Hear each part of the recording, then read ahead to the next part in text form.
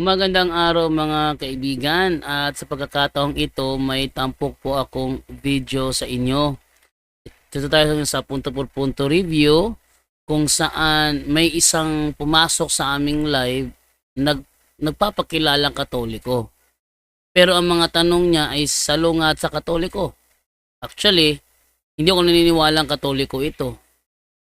Mas malaki paniniwala ko taga ibang sekta ito nagpapanggap lang na Katoliko. Yun. Kasi ang tunay na Katoliko, hindi ganito magsalita. Kaya malamang nagpapanggap lang ito na Katoliko upang maitago ang kanyang tunay na pananampalataya.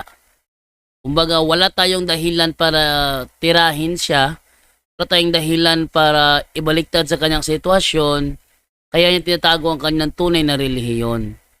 Eto ngayon yung isang nagtatanong sa atin sa live na patungkol sa mga lasenggo yata eh. Yun ang yung kanyang topic eh. Ating i-review itong parte ito ng debate. Magandang araw po mga kapuntos at sa araw na ito po meron po akong tampok na video para sa inyo at sana ay magustuhan ninyo. Kaya sa mga bago pa po sa aming channel, please po don't forget to hit the subscribe button at ang notification bell para maging notified kayo sa bawat video na ilalabas ko sa channel na ito. At bilang kahilingan po ng punto por punto team at naway maintindihan po ninyo, sana po wag nyo pong i-skip yung mga ads sa aming mga video. Sa maliit na bagay na po na yan, malaking tulong po yan sa ating programa at sa ating ministry. Sana po maunawaan po ninyo. Maraming salamat po, kaya wag na po natin patagalin. Simulan na po natin.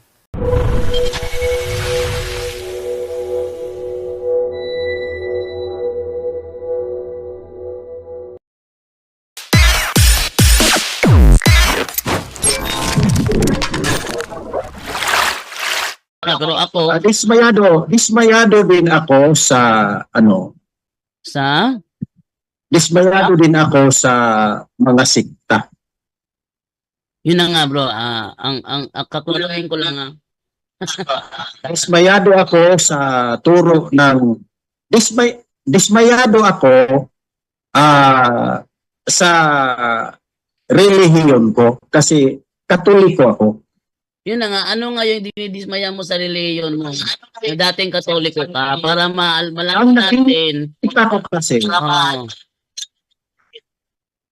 Ang nakita ko kasi sa mga kasamahan, sa mga leader namin, mga lasinggero, kaya dismayado ako. Okay. So, ibig sabihin bro, ang pinagbuntungan mo yung buong iglesia nang dahil lang sa mga iilang taong lasinggero, ganun.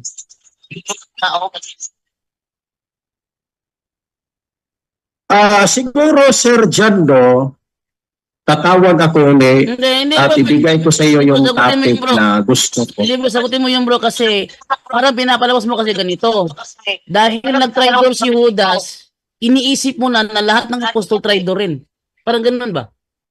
Kaya nadismaya ka kay Judas, pati buong lahat ng apostol, nadismaya ka rin kasi traitor si Judas. Anong ibig mo sabihin? Ang ibig kong sabihin bro, Anong ibig mong sabihin, Sir? Anong ibig mong sabihin, Sir Jando? Ang ibig kong sabihin, dinadawit mo ang buong iglesia nang dahil lamang sa nakikita mo na sigero. Hindi ko alam kung nabasa mo ba yung 1:7:24. Nabasa mo yung 1:7:24 bro? Nabasa mo yun, hindi?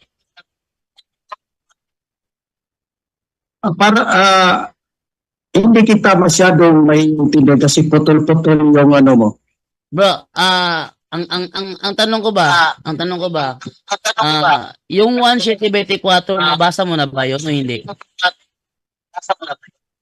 Yung ano? 1:7:24 nabasa mo na ba yun? 1:7:24. Oo, nabasa mo na yun. Babasahin natin.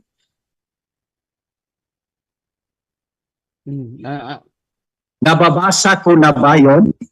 O, nabasa mo na ba yun? Tanong ko, nabasa mo na ba yun? Siguro para mas clear, babasahin ko. Sige bro, go ahead bro. Ayaw na kamo paghukom pinasikad sa inyong makita kundi pinasubay sa husdong sukdanan.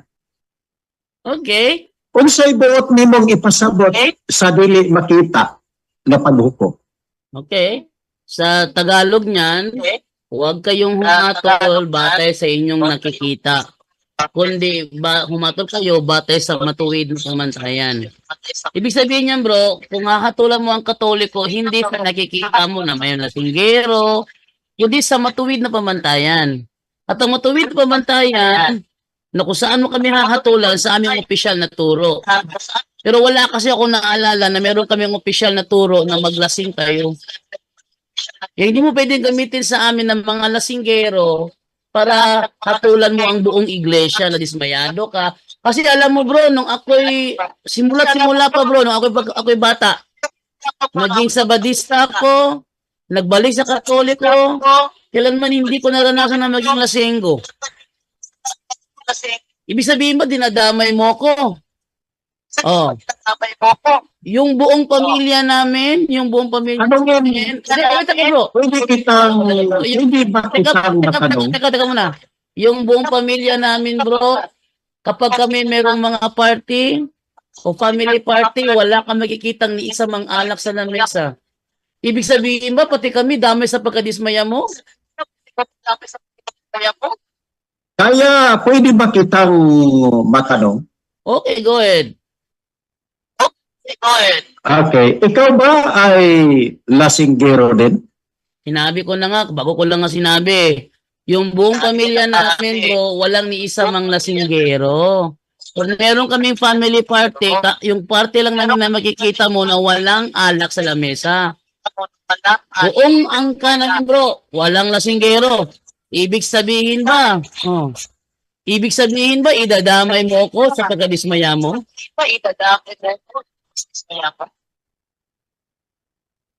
Siguro nga, kapag Sagutin mo, bro. nakikita kita, damay ka rin. Sagutin mo, bro. Hindi ako lasinggero. Yung pamilya namin hindi lasinggero. Mga kapatid ko walang lasinggero. Ibig sabihin ba idadawit mo ako sa pagkadismaya mo? Sabi ko, damay ka rin pag lasinggero ka. Sabi ko nga hindi kami lasinggero. Idadawit mo ba ako? Ano ba ulit-ulit eh? Kaya nga, sinabi ko, damay ka rin kapag lasinggero ka. Eh hindi nga kami lasinggero, Sabi bro. mo, hindi ka lasinggero. Oh, dawit kami. Sabi ko, kung maiintindihan mo ako, sabi ko, kasi tinanong mo, damay kung ba kayo. Kasi Sabi ko, kapag lasinggero ka. ang sabi mo kasi, dismayado ka sa pananampalataya mo dahil sa mga lasinggero mo. Sabi mo, hindi ka lasinggero. Teka mo na. Paano madadamay ka kasi hindi ka lasinggero? O ba't mo sinabi kanina na dismayado ka sa pananampalatayang Katoliko dahil lasinggero yung leader nyo? Ito pa. Hindi. Ito pa. Meron pa akong... Na bro, ba't mo sinabi kanina na dismayado ka sa pananampalatayang Katoliko dahil lasinggero yung leader nyo?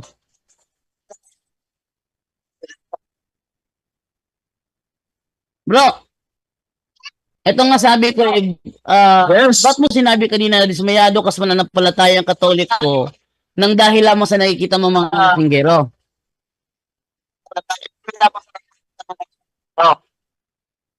Maraming mga hari nakikita kong lasinggero din. Ganito bro ha. Kaya dismayado ako. Kung sakali na mayroong mga abusado, halimbawa pulis, sa PNP, mayroong mga kotongero. Ibig sabihin ba, dahil makakita ka ng pulis na kotongero, dismayado ka na sa buong PNP, ganun?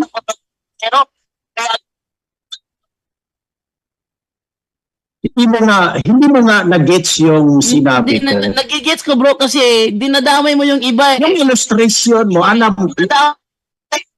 Yung illustration mo, alam ko yan. Yung illustration mo.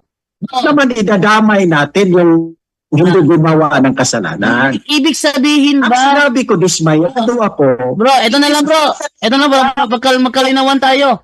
Anong aral ng simbahang Katoliko ang nakakadismaya sa'yo?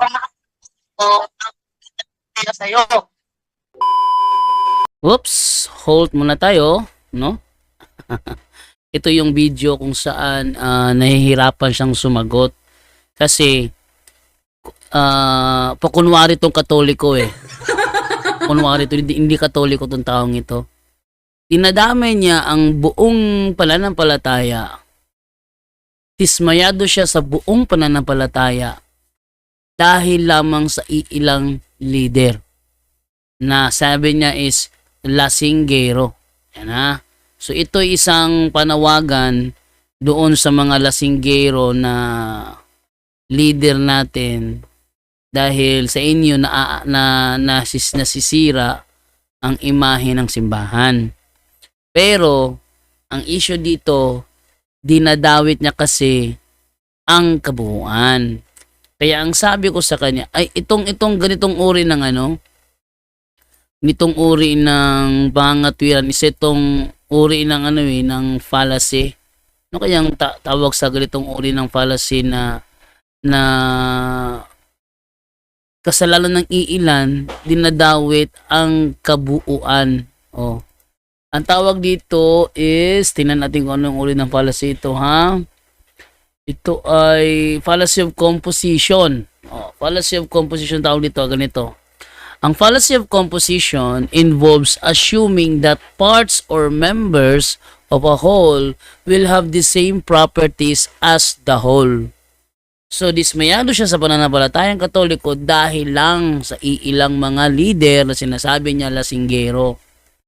This leads to a wrong conclusion. This leads to a wrong conclusion because what is true of the different parts is not necessarily true of the whole. Halimbawa, may ilang pare na gumawa ng kasalanan. Kaya sabi niya, lasinggero. Ibig sabihin, masama talaga ang simbahang Katolika. Fallacy of composition ito. Dahil ang kasalanan ng ilang pare ay hindi otomatikong kasalanan ng buong institusyon. Mas tatanggapin ko pa na dismayado siya sa mga paring lasinggero kaysa sasabihin niya na dismayado siya sa pananampalatayang Katoliko dahil sa mga leader na lasinggero.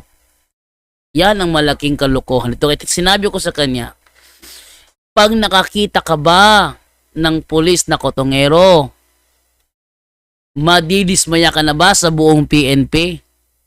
Sabi niya, hindi ko raw na-gets. Hindi ko raw na-gets. Kaya ako nga tinanong yun kasi yun ang gets ko. Dismayado siya sa pananampalatayang Katoliko dahil sa ilang mga leader na pangapare na lasinggero. So the same rin yun sa analogyeng binigay ko. Dismayado ka na ba sa buong PNP dahil sa ilang pulis na kotongero? Nakita nyo? Huwag sanang magalit ang mga kapulisan dahil maraming beses na po natin napatunayan dyan sa programa ng Bitag na talagang maraming kotongero. Pero hindi naman namin nilalahat ang buong PNP. So ang ginawa ko sa kanya, tinanong ko siya, ibig sabihin ba, nakita ka ng mga iilang mga kotongerong pulis, sasabihin mo na, dismayado ka sa buong PNP. Kalokohan yan. Yun, nahihirapan siya dito. Nang tanungin ko siya patungkol sa bagay na ito, nahihirapan siyang sumagot. Kaya ang kanyang palusot, hindi ko raw na-gets. Ilan ka, saan lugar kayo? Saan kaya lugar kayo para mapuntahan ko kayo? Nasa Bohol, puntahan mo kami? Oh. Ano, hindi kita naririnig. Nasa Bohol bro, pupuntahan mo kami? Gusto akong magpunta sa inyo dyan para personal tayong magkausap. Mas maganda sa online na lang. Ganito, nag-uusap tayo ganito eh. Ang gusto ko kasi bro, pag ako nagipagtalakayan bro, ang gusto ko, marami makapanood.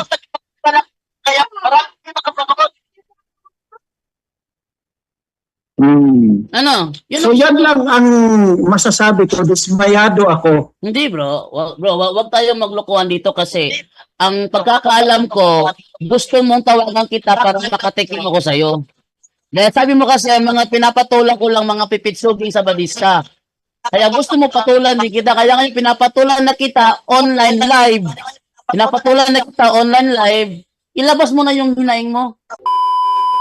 Sa pagkakataong ito, ipinapakita ko sa kanya na huwag siya magpapatutsada sa akin, lalo na sa akin, na tila yata sinusubukan niya yung ano ko, yung level ko sa pangangatwiran. Ayaw ko yun, no, na sabihin mo na mga pipitsuging sa badista lang yung hinaharap ko. Actually, yung sinasabi niya pipitsugi, nagkikipagdebate yon. Pero yung taong yun, hindi ka naman nakipagdebate sa akin yun.